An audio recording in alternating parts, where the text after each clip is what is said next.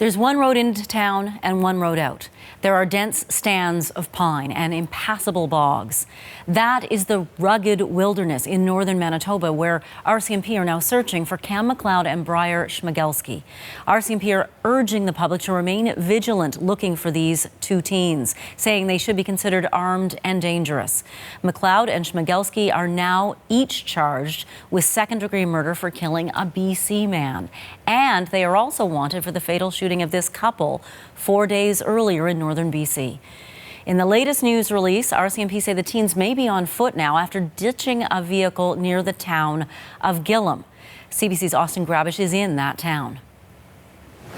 The situation up here in the Gillam area continues to change by the minute. We have seen several RCMP blockades up in this community. We saw a whole bunch of police officers on this road with police dogs. They actually brought out a drone. Those dogs were quite loud as they were going into the bush looking for these suspects. This manhunt is in full swing up here in the Gillam area.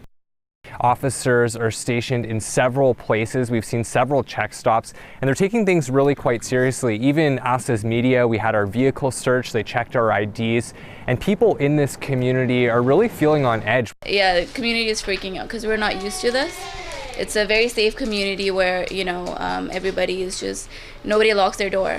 We're hearing that, this doesn't happen up here. This is a pretty quiet, northern, remote community in Manitoba, and this is expected to continue until these suspects are caught. RCMP saying that if you do see these suspects, call 911 and do not approach them.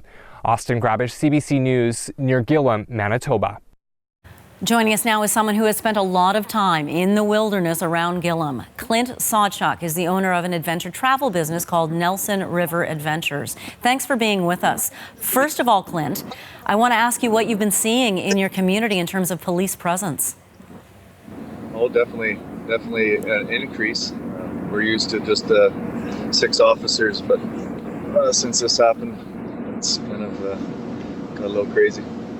A little crazy. What do you mean by that? Oh, there's armored vehicles and SWAT teams and K9 units. Oh my goodness. Now they're searching in the woods, in the bush. Can you explain to me what it's like to walk on that ground?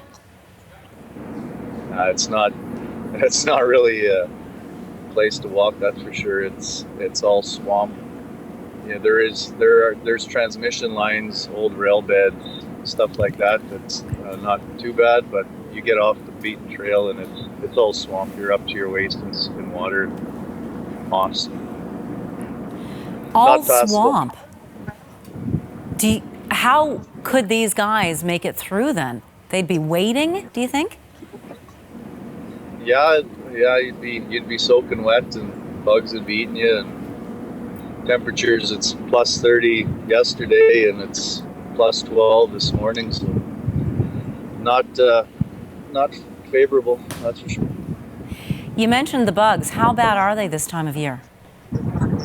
Now they're terrible. The last week, just swarms of sandflies, enough to drive you crazy.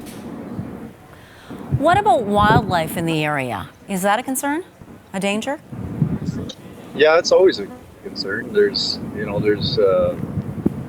wolves and bears, and if they're heading out to the coast, because we're 65 miles from the Hudson Bay where the polar bears are, so they're not friendly animals. That's always an issue. There's everything up here. It's kind of no man's land. It's scary being out in the bush if you don't know what you're doing. How are the people in the town feeling about all this going on? Well, everybody's scared.